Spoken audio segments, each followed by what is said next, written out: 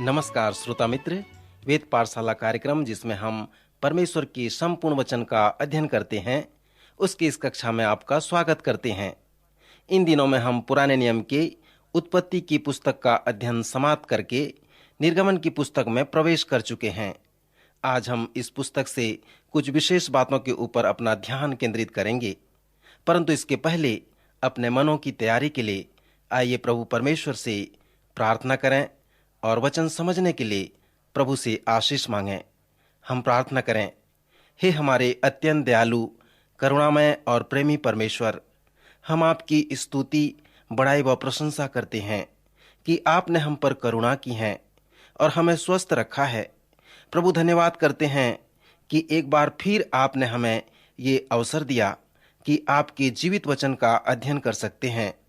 प्रभु आपसे हमारी प्रार्थना है कि आप हमें अपनी पवित्र आत्मा की सामर्थ दें, ताकि आपके जीवित वचन को समझकर उसे अपने जीवन में लागू कर सकें। प्रभु हम प्रार्थना करते हैं हमारे प्रिय श्रोताओं के लिए जिन्हें आप प्रेम करते हैं। प्रभु आज उनके हृदय को फिर एक बार खोल दें और उनके मनों को तैयार करें कि वे आपके वचन को समझकर उससे लाभ प्राप्त कर सकें। प्रभु प्रार्थना करते हैं यदि कोई श्रोता मित्र किसी घोर पाप में फंसे हुए हैं या किसी समस्या, उलझन या बीमारी के बिस्तर में पड़े हुए हैं, तो प्रभु आप उनकी सहायता करें, उन्हें छूकर चंगाई प्रदान करें, क्योंकि इस प्रार्थना को हम अपने प्रभु यीशु मसीह के पवित्र नाम से मांगते हैं। आमीन। श्रोता, जिन विशेष बातों पर हम ध्यान करने जा रहे हैं वो है परमेश्वर के चुने हुए विशेष लोग जिनके द्वारा परमेश्वर पिता इस संसार में आने वाले हैं। और दूसरी बात यह है कि परमेश्वर के चुने हुए लोग के पास एक बड़ी समस्या है, अर्थात वे लोग गुलामी में पड़े हैं। उन्हें मिस्र में दुख दिया जा रहा है और भांति भांति के कठिन काम करवाकर उनके साथ कठोरता का व्यवहार किया जा रहा है। सो इस प्रकार की समस्या है निर्गमन की पुस्तक में, जिनका समाधान होना है। श्रोता, जैसे हमने आपको बताया कि निर्गमन शब्द का अर्थ है बाहर निकलना, और निर्गमन के पुस्तक का संदेश भी यही है कि गुलामी से बाहर निकलने का मार्ग कौन सा है। सर्वप्रथम इस गुलामी से छुटकारा पाना पवित्र शास्त्र में एक महान और अद्भुत बात है, और यह एक सच्ची घटना है, एक इतिहास है कि कैसे कई लाख लोग मिस्र की गुलामी से छुटकारा प्राप्त करते हैं। मेरे मित्र, इस निर्गमन की पुस्तक में परमेश्वर के लोगों की गुलामी हमारे पाप की गुलामी का रूपकात्मक चिन्ह है। जब हम इसे अपने जीवन में लागू करते हैं तो हम भी अपने आप को गुलामी में पाते हैं। जो हमें करना चाहिए वो हम नहीं करते, परंतु जो नहीं करना चाहिए उसे हम करते हैं। सो इस तरह यह पता चलता है कि हम स्वतंत्र नहीं हैं, परंतु हम गुलामी में पड़े हैं। इसलिए हमें इसके समाधान की आवश्यकता है और हमारे पाप की गुलामी से हमें छुटकारे की आवश्यकता है। उद्धार शब्द से हम सब परिचित हैं। जैसे हम पुराने नियम में छुटकारे या उद्धार शब्द को पाते हैं तो वे दोनों बराबर हैं, और उनका अर्थ यह है कि पापों से छुटकारा या उद्धार पाना। बाइबल की अंतिम पुस्तक यूहन्ना का प्रकाशित वाक्य प्रभु यीशु मसीह को इस तरह के शब्दों से समर्पित करता है कि जो हमसे प्रेम रखता है और जिसने अपने लहू के द्वारा हमें पापों से छुड़ाया है और हमें एक राज्य और पिता परमेश्वर के लिए याजक भी बना दिया है। उद्धार के लिए ही परमेश्वर का प्रेम हमारे जीवन में आता है और हमें यह स्मरण दिलाता है कि परमेश्वर ने हमसे इतना अधिक प्रेम किया कि उसने हमारे लिए अपना एकलौता पुत्र को दे दिया। मित्र, यदि हम परमेश्वर के प्रेम को समझते हैं, उसे अपने जीवन में लागू होते हुए देखते हैं, तो हम केवल अपने पापों से उद्धार ही नहीं पाते, परंतु उसके दंड से भी हम बच जाते हैं। तीसरी बात जो निर्गमन की पुस्तक से हम अध्ययन करेंगे वो है भविष्यवक्ता। मूसा एक भविष्यवक्ता था जो परमेश्वर से संदेश पाकर लोगों की अगुवाई किया करता था। पवित्र शास्त्र में मूसा परमेश्वर का एक महान जन के नाम से जाना जाता है। जब मूसा द्वारा परमेश्वर के महान कार्य को आप होते हुए देखेंगे तो आप इस महान व्यक्ति की प्रशंसा करेंगे। जैसे हमने पहले बताया कि इब्राहिम परमेश्वर के लोगों का पिता ठहरा और याकूब उन्हें नाम दिया अर्थात इस्राएल कहा, और यूसुफ ने एक बड़े अकाल से उनके प्राण को नाश होने से बचा दिया। परंतु मूसा ने परमेश्वर के लोगों के लिए क्या किया, जिसे हम निर्गमन की पुस्तक में देखेंगे। सबसे पहले मूसा ने परमेश्वर के लोगों को यह निश्चय दिलाया कि वे लोग गुलामी में पड़े हैं, जिन्हें स्वतंत्रता की आवश्यकता है। बहुत सारे लोग यह नहीं जानते कि मनुष्य स्वतंत्र नहीं रहता, परंतु बंधुआई में रहता है। आप जानते होंगे कि अनेक लोग हैं जो बंदीगृह में हैं, वे स्वतंत्र नहीं हैं। उनकी इच्छा होती है कि वे स्वतंत्र हों। मूसा ने परमेश्वर के लोगों को यह निश्चय दिलाया कि उनकी जो महत्वपूर्ण आवश्यकता है वो है स्वतंत्रता, और वह उन लोगों को मिस्र की गुलामी से स्वतंत्र करेगा। उसने उन्हें व्यवस्था और नियम दिए। आत्मिकता की दृष्टिकोण से मूसा ने परमेश्वर के लोगों को दो चीजें दिए। उसने उन्हें परमेश्वर का वचन दिया और दूसरी आराधना करने को कहा। मित्र, कुछ क्षण इसके विषय विचार करें। बाइबल के प्रथम 5 पुस्तकों को व्यवस्था की पुस्तक कहते हैं। इन पुस्तकों को परमेश्वर ने सीनै पर्वत पर मूसा को दिया था। मूसा उस पर्वत पर अनेक बार गया और वहां पर उसने उपवास के साथ प्रार्थना की। तब परमेश्वर ने उसे उत्पत्ति, निर्गमन, लय व्यवस्था, गिनती और व्यवस्था विवरण नामक पुस्तकें दी। इन 5 पुस्तकों में लगभग 500 व्यवस्थाएं हैं, जिनमें इतिहास की बहुत सी बातें हैं। इन व्यवस्था की बातों को हम परमेश्वर की व्यवस्था, मूसा की व्यवस्था या परमेश्वर का वचन कहते हैं। परमेश्वर के ये वचन बताते हैं कि हमें किस प्रकार का जीवन निर्वाह करनी चाहिए। इस व्यवस्था का मुख्य उद्देश्य यह है कि मनुष्य केवल रोटी ही से नहीं, परंतु परमेश्वर के हर एक वचन से जो उसके मुख से निकलता है जीवित रहेगा। मित्र, पवित्र शास्त्र के प्रथम 5 पुस्तकें बाइबल के उस सिरे के पत्थर के समान हैं, क्योंकि यह परमेश्वर का पवित्र वचन है। यह वही वचन है जिसे भविष्यवक्ताओं ने प्रचार किया। लोगों ने कभी कभी उस पर विश्वास किया और कभी कभी अनाज्ञाकारी बने रहे। हमारे लिए भी ये वचन नमूना व चेतावनी के रूप में हमारे पास आते हैं।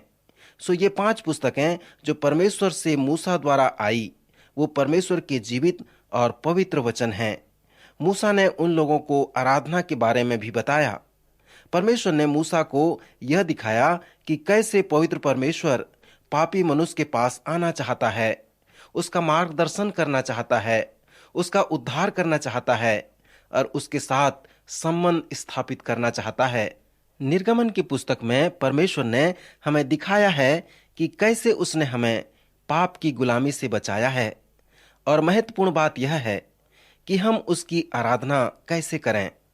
परमेश्वर हमें जानना चाहता है और यह भी चाहता है कि हम उसे जानें। वह हमें आमंत्रित करता है कि हम उसके पास में आएं, उसके साथ संगति करें और उसकी आराधना करें। हाँ मित्र, आज हमें परमेश्वर की आराधना करने की आवश्यकता है, परंतु हमें नहीं मालूम कि हम कैसे आराधना करें। जब प्रभु के चेले प्रभु यीशु मसीह के पास आकर कहने लगे, प्रभु तू हमें प्रार्थना करना सिखा, वे नहीं जानते थे कि कैसे प्रार्थना करनी चाहिए। आज बहुत सारे लोग नहीं जानते हैं कि कैसे प्रार्थना करनी चाहिए और कैसे उसकी आराधना करनी चाहिए। जब हम लय व्यवस्था की पुस्तक में पहुंचेंगे, तब हम उस आराधना के विषय में सीखेंगे कि मूसा ने कैसे तंबू में आराधना करने की विधि को बताया। इसका एक बहुत ही बड़ा अर्थ है, जिसमें हम प्रभु यीशु मसीह की छवि को भी देखते हैं। सो मूसा ने परमेश्वर के लोगों को परमेश्वर का वचन दिया, उन्हें जीवित रहना सिखाया और उन्हें आराधना करना भी सिखाया। जब इस्राएली लोग मिस्र में गुलाम थे, उन्हें छुटकारे की आवश्यकता थी और उस गुलामी से छुटकारा पाने के लिए एक छुटकारा दिलाने वाले की भी आवश्यकता थी। तब परमेश्वर ने मूसा को बुलाया कि वह छुटकारा दिलाने वाला बने। मित्र, यदि आप मूसा के जीवन का अध्ययन करते हैं कि कैसे वह परमेश्वर के लोगों का छुटकारा दिलाने वाला बना, तो यह आपको बहुत ही रोचक अनुभव होगा कि निर्गमन की पुस्तक जैसे उद्धार व छुटकारे का उदाहरण है, मूसा का जीवन भी छुटकारा देने वाला बनने का एक उदाहरण है। मित्र, पाप की शक्ति से छुटकारा पाना हमारे जीवन के लिए एक बहुत बड़ा उदाहरण है। मूसा के जीवन को मैं इस तरह से देख सकता हूँ। डीएल मूडी, जो प्रभु के एक दास थे, उन्होंने कहा, मूसा 120 वर्ष तक जीवित रहा और उन 120 वर्षों को उसने 3 अवधि में पूरा किया, अर्थात प्रत्येक अवधि में 40 वर्ष, और हर एक अवधि में परमेश्वर ने उसे एक एक पाठ सिखाया और प्रत्येक पाठ को सिखाने के लिए उसे 40 वर्ष लगे। मूसा के प्रथम 40 वर्ष के जीवन में परमेश्वर ने जो पाठ उसे सिखाया वो था, मूसा तू कुछ भी नहीं है। और इस पाठ को सिखाने के लिए परमेश्वर को 40 वर्ष लगे। यद्यपि उसके जीवन की परिस्थिति अलग अलग प्रकार से थी, यद्यपि वो फिरौन के घर में पला बढ़ा, तो शायद उसने सोचा होगा कि मैं कुछ हूं, परंतु 40 वर्ष होने से पहले परमेश्वर ने उसे बताया कि वह कुछ भी नहीं है। और दूसरा पाठ जो परमेश्वर ने उसे सिखाया वो उसके जीवन के अगले 40 वर्ष के जीवन के थे। डीएल मूडी के अनुसार मूसा की 40 से 80 वर्ष के जीवन में परमेश्वर ने उसे कहा, मूसा तू कुछ है, इसलिए मैंने तुझे चुन लिया है। फिर उसके जीवन के अंतिम 40 वर्ष में मूसा ने अपने इब्री लोगों के दुखों पर दृष्टि की, जो मिस्र की गुलामी में पड़े थे। सबसे पहले तो वह नहीं जानता था कि वह भी इब्री व्यक्ति है, परंतु जब उसे पता चला कि मैं भी उनमें से हूं, तब वह बहुत दुखी हुआ और उन पर तरस खाया। और जब उसने देखा कि कोई मिस्री जन उसके एक इब्री भाई को मार रहा है, तब उसने इधर उधर देखा और मिस्री को मार डाला और बालू में छिपा दिया। यह उसके जीवन के प्रथम 40 वर्ष के समय की घटना थी। परंतु उसके पश्चात परमेश्वर आकर उससे कहते हैं, नहीं मूसा, यह कार्य करने का तरीका नहीं है, इसलिए मेरे साथ आ। हम लोग प्रशिक्षण संस्थान में 40 वर्ष के लिए जाएंगे और इसके विषय में विचार करेंगे। सो परमेश्वर उसे जंगल में ले गया और उस 40 वर्ष के मध्य उसे एक ही विषय पर शिक्षा दी कि परमेश्वर के चुने हुए लोग और मूसा के भाई बंधु जो मिस्र की गुलामी में पड़े हैं और दुखी हैं, वे लोग कैसे छुटकारे को प्राप्त कर सकते हैं। जब मूसा भेड़ बकरी चराने के लिए होरेब नाम परमेश्वर के पर्वत के पास गया, वहां पर एक कटीली झाड़ी के बीच आग की लौ को उसने देखा। उसने यह देखा कि झाड़ी जल रही है पर भस्म नहीं हो रही है। आइए हम इस घटना को पढ़ें। यदि आपके पास पवित्र शास्त्र है तो मेरे साथ निकाल लें। निर्गमन की पुस्तक उसका 3रा अध्याय। यहाँ पर इस प्रकार लिखा है, मूसा अपने ससुर यित्रो नाम मिद्यान के याजक के भेड़ बकरियों को चराता था और वहां उन्हें जंगल की परिली और होरेब नाम परमेश्वर के पर्वत के पास ले गया। और परमेश्वर के दूत ने एक कटीली झाड़ी के बीच आग की लौ में उसको दर्शन दिया और उसने दृष्टि उठाकर देखा कि झाड़ी जल रही है पर भस्म नहीं होती। तब मूसा ने सोचा कि मैं उधर फिर के इस बड़े अचंभे को देखूंगा कि वह झाड़ी क्यों नहीं जल जाती। तब यहोवा ने देखा कि मूसा देखने को मुड़ा चला आता है। तब परमेश्वर ने झाड़ी के बीच से उसे पुकारा कि हे मूसा, हे मूसा। मूसा ने कहा, क्या आज्ञा? उसने कहा, इधर पास मत आ और अपने पांव से जूतियों को उतार दे, क्योंकि जिस स्थान पर तू खड़ा है वह पवित्र भूमि है। फिर उसने कहा, मैं तेरे पिता का परमेश्वर और इब्राहिम का परमेश्वर, इसहाक का परमेश्वर और याकूब का परमेश्वर हूँ। तब मूसा ने, जो परमेश्वर की ओर निहारने से डरता था, अपना मुंह ढांप लिया। फिर यहोवा ने कहा, मैंने अपनी प्रजा के लोगों को जो मिस्र में हैं, उनके दुख को निश्चय देखा है और उनकी जो चिल्लाहट परिश्रम करने वालों के कारण होती है, उनको मैंने सुना है और उनकी पीड़ा पर मैंने चित्त लगाया है। इसलिए अब मैं उतर आया हूं कि उन्हें मिस्रियों के वश से छुड़ाऊं और उस देश से निकालकर एक अच्छे और बड़े देश में, जिसमें दूध और मधु की धाराएं बहती हैं, अर्थात कनान देश के लोगों के स्थान में उन्हें पहुंचाऊं। सो अब सुन, इस्राएलियों की चिल्लाहट मुझे सुनाई पड़ी है और मिस्रियों का उन पर अंधेर करना भी मुझे दिखाई पड़ा है। इसलिए आ, मैं तुझे फिरौन के पास भेजता हूँ कि तू मेरी इस्राएली प्रजा को मिस्र से निकाल ले आए। तब मूसा ने परमेश्वर से कहा, मैं कौन हूं जो फिरौन के पास जाऊं और इस्राएलियों को मिस्र से निकाल ले आऊं? उसने कहा, निश्चय मैं तेरे संग रहूंगा। सो मित्र, जैसे हमने आपको बताया कि मूसा 40 वर्ष परमेश्वर के प्रशिक्षण संस्थान में गया और यह उसका उपाधि प्राप्त करने का समय था। जलती हुई झाड़ी के पास परमेश्वर ने मूसा से कहा, मूसा, अब तूने समस्या को देख लिया है और जान गया है, और तू अपने लोगों पर तरस भी खाता है और तू उनके लिए कुछ करना भी चाहता है। मूसा, यह अच्छी बात है, पर महत्वपूर्ण बात यह है कि तूने ही नहीं देखा है और तू ही ने उनकी सुधि नहीं लेना चाहता। परंतु मूसा, मैंने भी उनकी समस्याओं को देखा है, मैंने भी उनकी ओर दुहाई सुनी है और मैंने भी उनकी पीड़ा व दुख पर चित्त लगाया है, इसलिए मैं उनके लिए कुछ करना चाहता हूँ। श्रोता, उसके पश्चात आप अपने मन में यह सोच सकते हैं कि मूसा परमेश्वर से कहा होगा कि हाँ प्रभु, सचमुच में यह बहुत बड़ी बात है, पर अब मुझे जाने दे कि मैं अपने भेड़ बकरी की रखवाली करूं। परंतु परमेश्वर ने उससे कहा, इसलिए मूसा आ, मैं तुझे फिरौन के पास भेजता हूं कि तू मेरी इस्राएली प्रजा को मिस्र से निकाल ले आए। और तब मूसा परमेश्वर से कहता है, मैं कौन हूं प्रभु, और तू मेरे को क्यों चयन कर रहा है? श्रोता, आप यहाँ पर देखें, यह मूसा के जीवन का दूसरा 40 वर्ष का समय था। यहाँ पर परमेश्वर पिता मूसा को कायल करने का प्रयास कर रहे हैं और उसे कह रहे हैं, मूसा, अब तू विशेष व्यक्ति बन गया है, क्योंकि उसके जीवन के प्रथम 40 वर्ष में परमेश्वर ने उसे सिखाया था कि तू कुछ भी नहीं है, परंतु अब तू कुछ हो गया है और तू कुछ कर सकता है। अब हम मूसा के अंतिम 40 वर्ष के जीवन को देखेंगे और हम जानते हैं कि निर्गमन की पुस्तक की कहानी एक नाटकी जैसा है। डीएल मूडी के अनुसार परमेश्वर को मूसा सिखाना चाह रहे हैं कि जिसने यह सीखा है कि वह कुछ भी नहीं है, उसी से परमेश्वर कुछ करना चाहता है। यहाँ पर हम इसे नम्रता कह सकते हैं। मित्र, नम्रता क्या है? यह बहुत ही कठिन बात है जिसे हम परिभाषित नहीं कर सकते। हम कह सकते हैं कि परमेश्वर जो कार्य मूसा के द्वारा करवाना चाहता है कि वह परमेश्वर के चुने हुए लोगों का छुटकारा दिलाने वाला बने, यह उसके लिए नम्रता है। दूसरे शब्दों में हम इसे इस प्रकार समझ सकते हैं, मूसा को फिरौन के पास जाना है और अपने लोगों के छुटकारे की मांग करनी है और उसे यह अनुभव करना है कि जो कुछ भी नहीं है उसके द्वारा परमेश्वर कुछ करना चाहता है।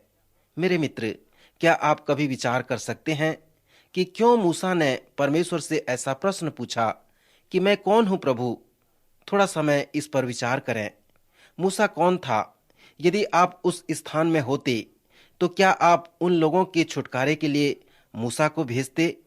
क्योंकि सबसे पहले यह बताया गया है कि मूसा एक हत्यारा था, लोगों का शत्रु था।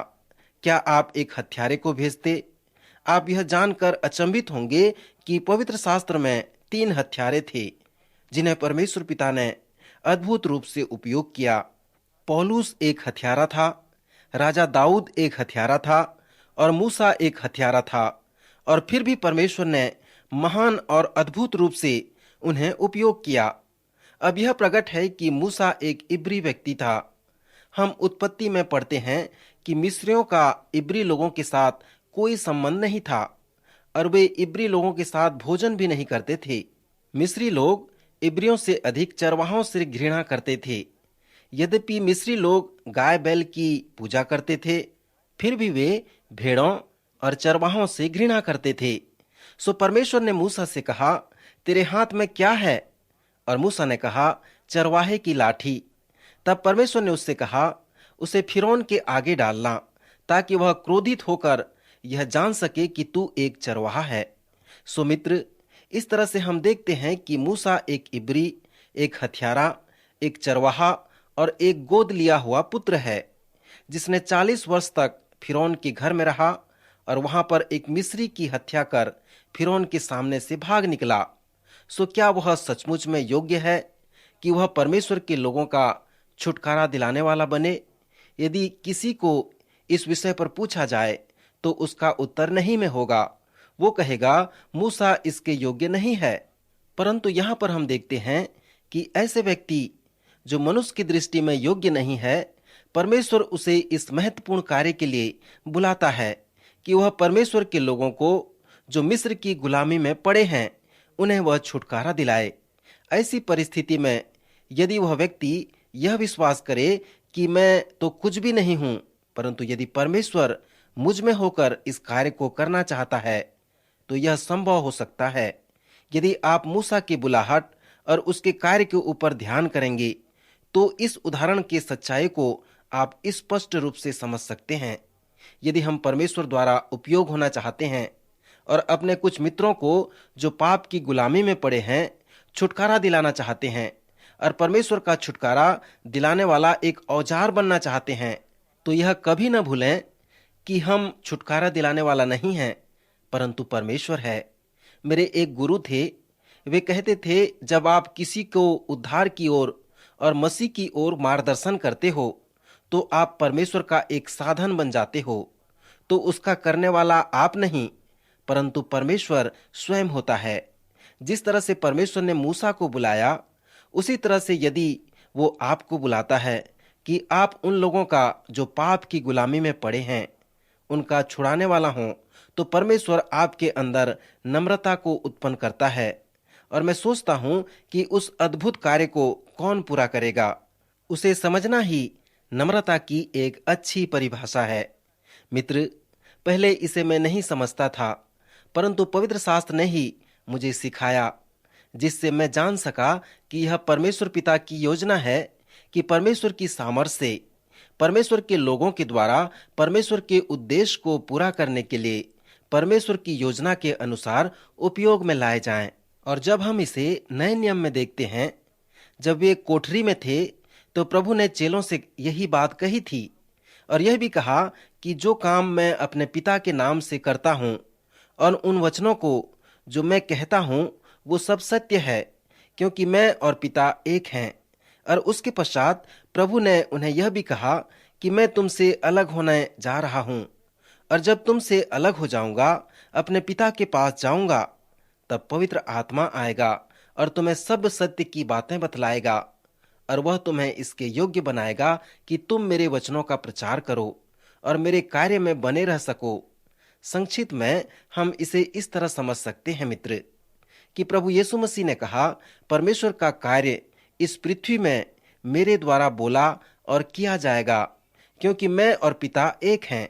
यदि आप पवित्र आत्मा के साथ बने रहोगे, तो मेरा कार्य आपके द्वारा पूरा किया जाएगा और मेरा वचन आपके द्वारा प्रचार किया जाएगा। प्रभु ने यह भी कहा कि जिस तरह से यदि दाखलता डाली में बनी न रहे, तो अपने आप नहीं फल सकता, और यदि तुम भी मुझ में बने न रहो, तो नहीं फल सकते, क्योंकि मुझसे अलग होकर तुम कुछ भी नहीं कर सकते। मित्रवर, इस उदाहरण में प्रभु यीशु मसीह दो बातें कहना चाहते हैं। पहली बात कि मेरे बिना तुम कुछ भी नहीं कर सकते, और दूसरी बात कि तुम्हारे बिना मैं कुछ नहीं करूंगा। आप जानते हैं कि फल जो है दाखलता में नहीं बढ़ती, परंतु डाली में फलती और बढ़ती है। सो इस उदाहरण में प्रभु यीशु मसीह दाखलता हैं और वे डालियों की खोज में हैं। मेरे मित्र, निर्गमन की पुस्तक में भी परमेश्वर यही चाहते हैं। वो दाखलता हैं और डालियों को देख रहे हैं, उसकी खोज कर रहे हैं। परमेश्वर पिता बिना औजार के, बिना साधन के कार्य नहीं करता, इसलिए उसने मूसा का चयन किया और उसे बुलाकर और सेवा सौंपकर उसे कायल किया और कहा, मूसा, तू कुछ भी नहीं कर सकता और तू कुछ भी नहीं है और तू इस कार्य को करने वाला नहीं है, परंतु मैं तेरे संग हूं और मैं तुझ में होकर इस कार्य को करूंगा। मूसा, यदि इसे तू समझना चाहता है, तो सचमुच में तू वो व्यक्ति है जिसके द्वारा मैं इस बड़े और महान कार्य को पूरा करूंगा। प्रभु आज के वचन के द्वारा आप सबों को आशीष दे, आपकी सहायता करे।